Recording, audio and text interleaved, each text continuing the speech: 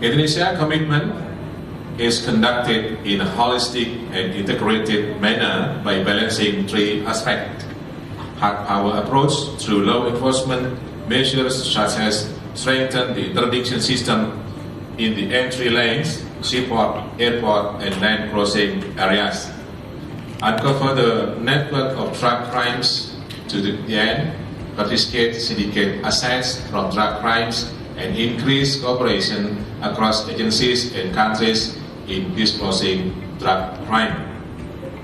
Soft power approach through preventive measures, community empowerment and rehabilitation, such as develop community immunity through promoting and developing skill from an early age, develop an early detection system in the scope of family, education, workers, and community.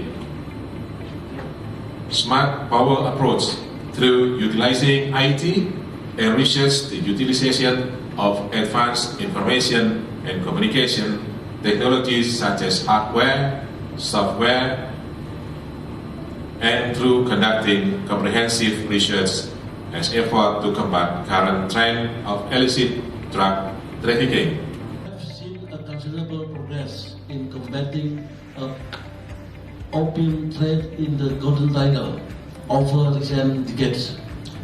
However, although the opium trade has declined, the cross-border movement of synthetic drugs, and particularly methamphetamine, has grown substantially.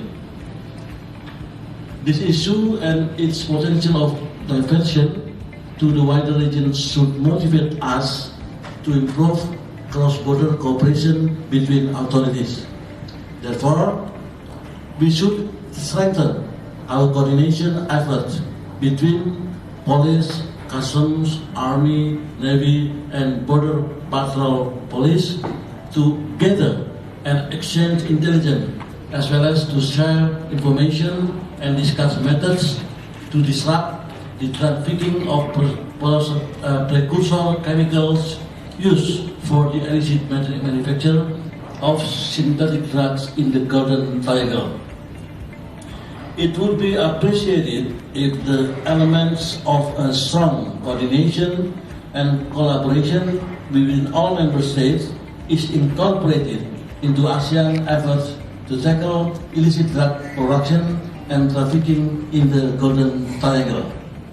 Indonesia also encourages ASEAN member states to remain committed to zero-tolerance approach against narcotics abuse, including cannabis, to achieve a drug-free ASEAN vision.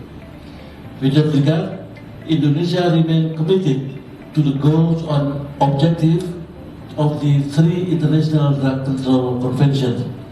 Indonesia is of the view that world drug problems should be addressed and resolved in any forum. The draft of the complete document of midterm review of the ASEAN Work Plan on securing communities against illicit drugs 2016-2025 already circulated yesterday to all ASEAN member states for further comments before the final report that will be represented at the 7th ASEAN Ministerial Meeting on Drug Matters. ASOT Indonesia has conveyed the draft with ASOT inputs to the senior officials of Cambodia for further discussion with Russia following the handover of ASEAN-Russia country coordinatorship from Indonesia to Cambodia during the 54th IMMPNC last August.